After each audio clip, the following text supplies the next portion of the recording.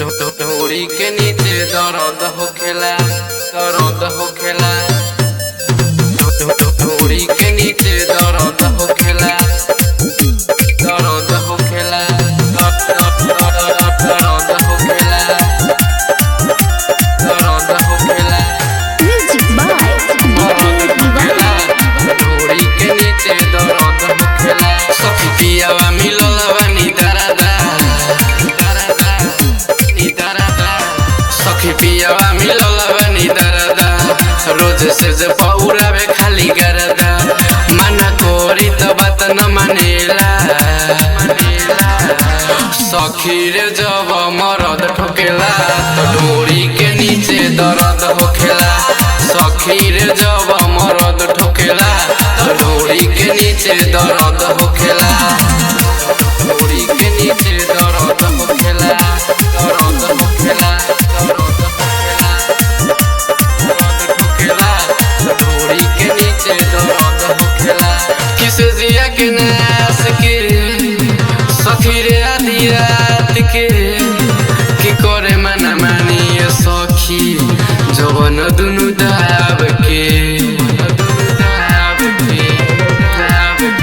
किसे जिया के नास के सखी रे आधी रात के की करे मना मानी सखी जवन दुनु दाब के,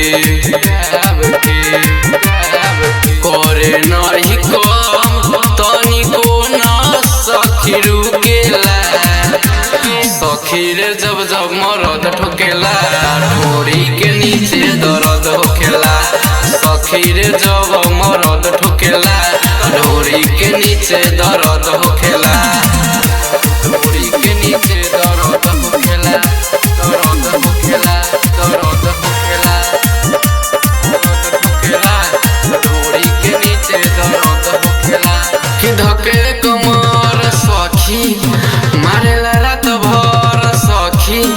किरत किशनंदन पिया छोरे न कबो घर सखी। कि धके कमर सखी मारेला रात भर सखी।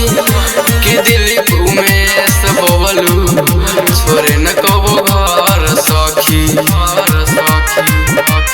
रोहित रमेश रंजन कबो नहीं छोड़ेला।